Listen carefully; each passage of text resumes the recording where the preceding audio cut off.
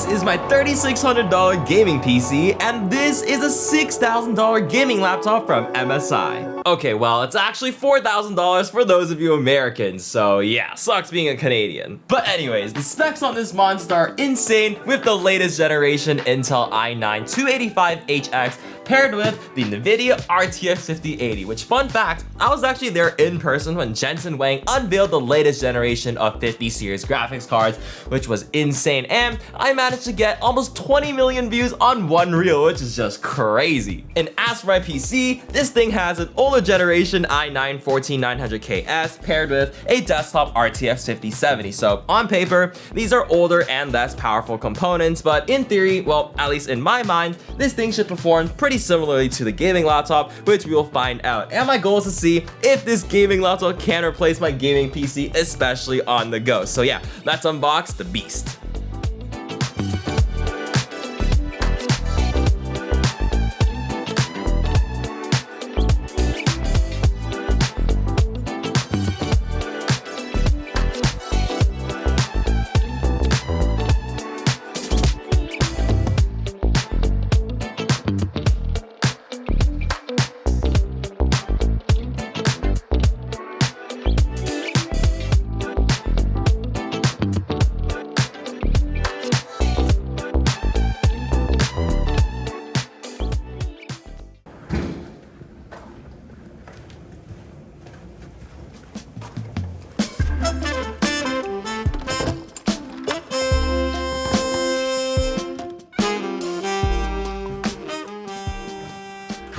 Alright, I literally just got back home from a trip in Toronto where I got to spend some time on the laptop, and man, you gotta look how funny this is.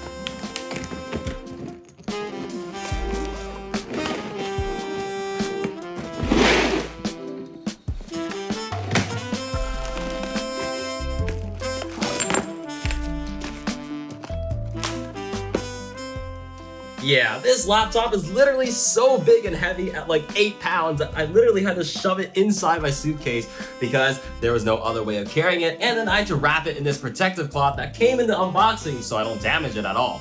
Not to mention, this power brick is so dense, it's like 3 pounds as well, which makes the total package 11 pounds. That is really, really heavy. Hey, but all that weight is not for nothing because it translates directly into epic hardware and beastly performance, in which, after using this laptop for a couple of weeks, I think it's finally time to dig a little deeper into all the details, all the performance you get from the new Intel and RTX 5080 chip, and also compare against my gaming PC for fun. So yeah, let's dig in.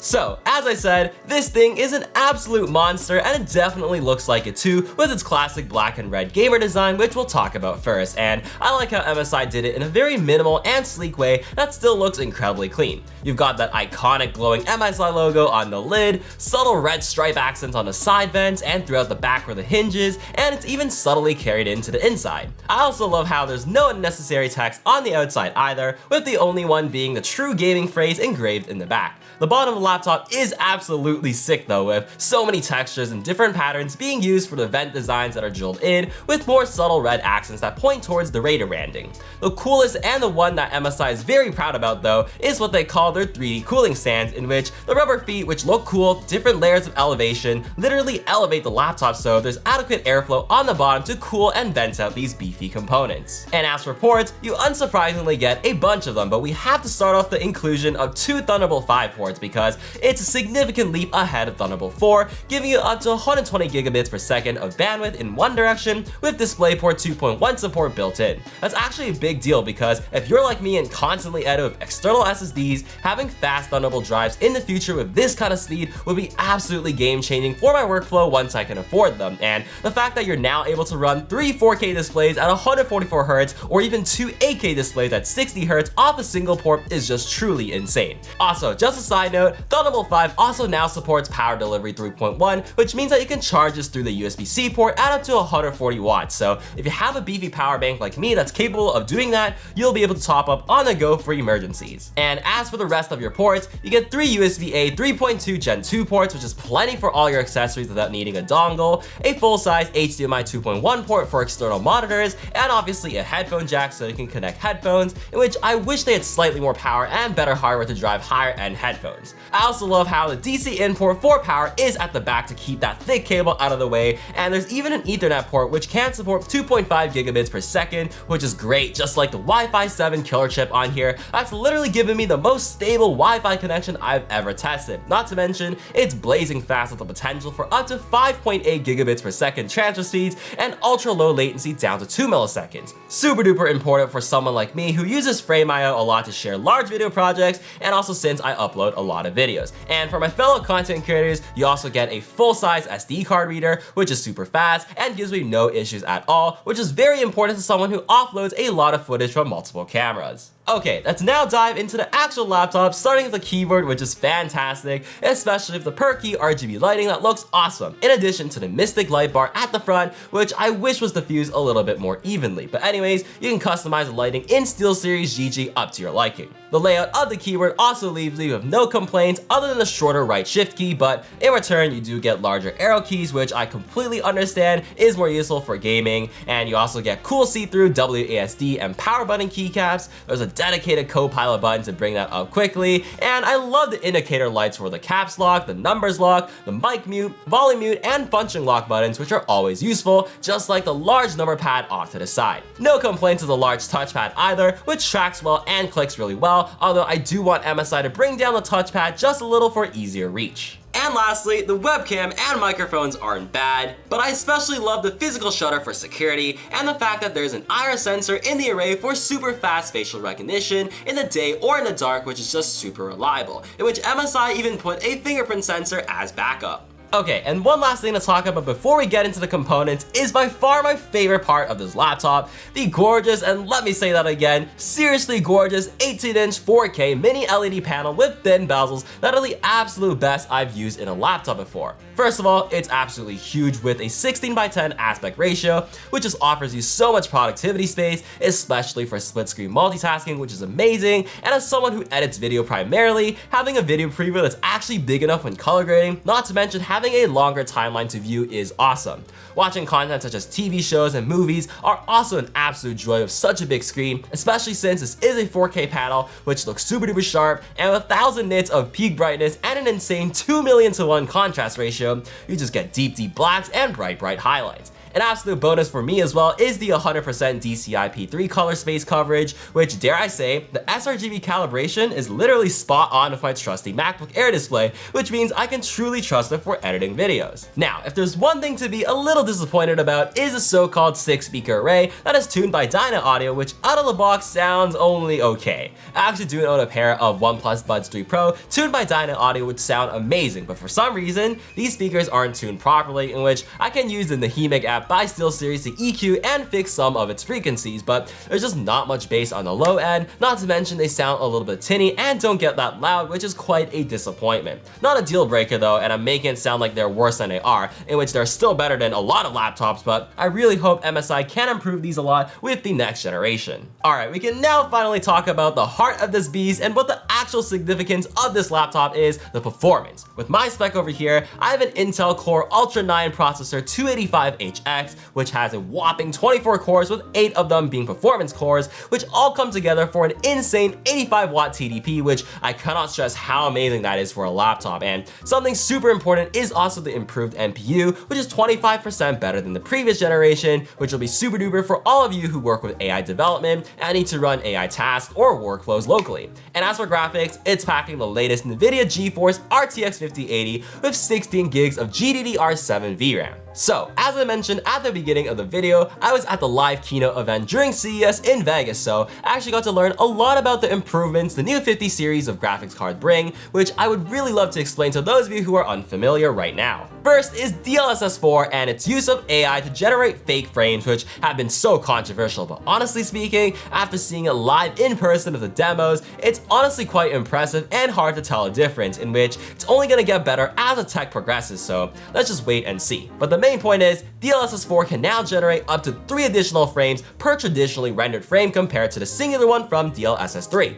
which significantly increases frame rates even with ray tracing turned on. And if you do want a deeper dive, my close friend John has an amazing video about this with real hands-on time inside NVIDIA's booth at CES. Anyways, another feature is the updated NVIDIA Reflex 2, which reduces the latency of your mouse inputs and movements by up to 75%, which would be really good for competitive gaming and especially for those of you who play FPS shooters, because how it works is by updating a rendered frame based on your latest mouse input right before it's actually sent to the display. But for creators like me who don't game a lot, the updated 5th generation Tensor cores is where it's truly at for all the massive AI performance gains and generative AI capabilities. That means for DaVinci Resolve, which is my editing software of choice, I get blazing fast performance in AI tools like AI masking, AI smart reframing, AI voice isolation, and stuff like AI IntelliScript, which generates a timeline for me based on my script, which is very, very handy, and I've been enjoying it a lot. The 16 gigs of GDDR7 VRAM is also amazing for me as someone who edits with a ton of high bitrate 4K footage, with its ability to handle multiple layers in my timeline for smooth playback, which is so important for saving me some precious time. Okay, but with these two top-of-the-line components mixed together, it obviously draws a crap ton of power, and that's where this specific laptop truly sets itself apart,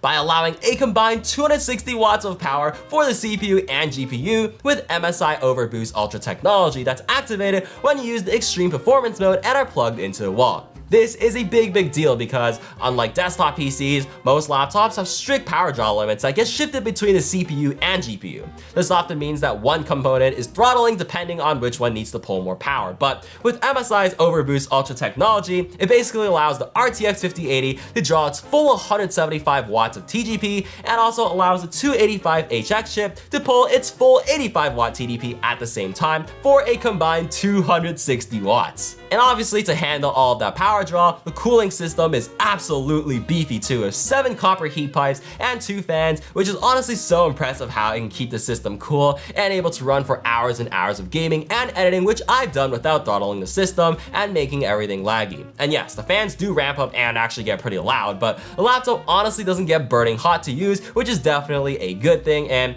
I'd take faster performance any day over quieter fans. There's even a dedicated heat pipe for the SSDs, which is so important for sustained performance when doing tasks like editing, because SSDs can just get so hot. And speaking of SSDs, this laptop comes with a PCIe Gen 5 SSD plus a Gen 4 one in a RAID 0 configuration for ultra fast performance, in which my config has 4 terabytes. And we're talking about speeds of up to 12,000 megabytes per second, which is insane because that's like 12 times faster than the external SSD I edit off of. And this just means unbelievably faster loading times for big games and large video projects in DaVinci Resolve, especially for caching files, which is important. And as for RAM, it's also packing a whopping 64 gigs of DDR5 RAM at 6400 megahertz, which is just insanely fast. And finally, before we get to some benchmarking, let's talk about battery life, which you can already guess. This laptop packs a 99.9 watt-hour battery, which is the maximum allowable for flights, but unsurprisingly, with all this incredible hardware, it'll last you like what, 1 to 2 hours max under any sort of decent load. Not to mention,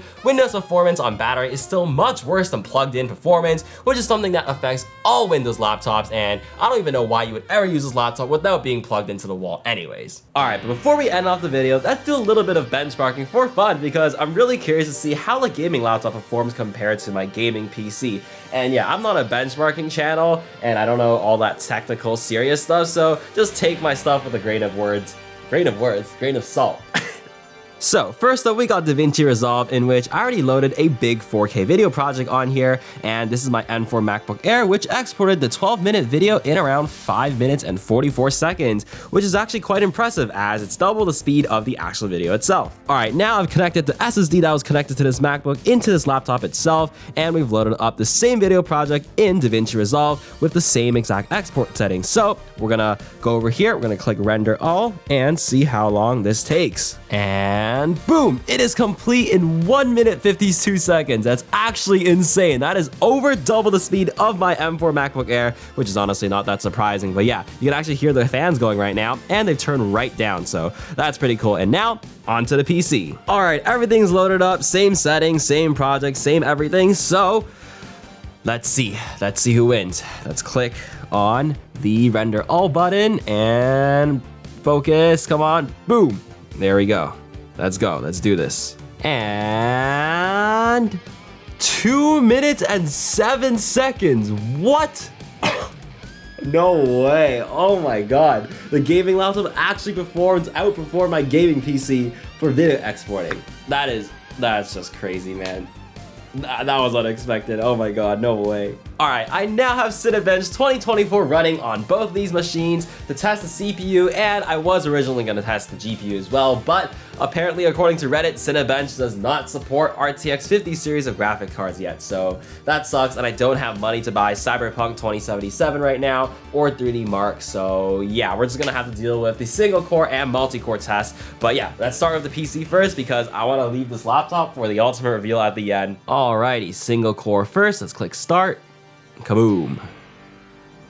And then let's do the exact same thing over here. Boom. Just finished both of these scores and neck and neck. 130 for single core on the PC and 130 on the laptop too. That's crazy. Oh my god. Okay, multi-core next. All right, multi-core. Bada bing, bada boom. Boom. And on the laptop too. Kapow. All right, the PC is now done while the laptop is still going, and the final result is 2,108 points. All right, now onto the PC. We can go here, 2,043 points. Although this laptop lost to the PC on the multi-core benchmark, oh my god, that's way closer than I ever imagined. I mean, yes, the desktop gaming PC is running an older generation of the i9, while the laptop is running the newest gen, but bro, faster at editing, pretty much the same CPU benchmarks as my computer. I'm impressed. Call me impressed. Rendered me impressed. Oh my god, this video is getting really long, but it's just such an incredible feat of engineering that I had to make sure I got to every single detail to the best of my abilities for you guys. And obviously, of how expensive this laptop is, it's not for everyone, but if you can't afford it, it's probably not for you anyways. And I would think of this laptop to be for someone who works in the professional field where they need all that performance for, you know, editing, competitive gaming, 3D modeling and animation, AI developers, scientists who need to run large models, and people just like that. You know who you are if you're watching this, and hey, it's definitely worthy of being your sole machine if you do travel a lot back and forth and don't want to invest in a separate gaming PC and a separate laptop at the same time, which you have to keep track of. But yeah, that's it for this video, which I hope you had a great time watching and learning, and if you have any questions for me, feel free to leave them down below in the comments. And if you're still here, thank you so much for watching, and make sure to leave a sunglasses emoji so I know you're a real one. Also, thank you so much to MSI Canada as well for the loader unit, and as always, make sure to smash the like and subscribe button in addition to checking out my other awesome content. And on that note, have a great one, and I'll see you guys in the next one.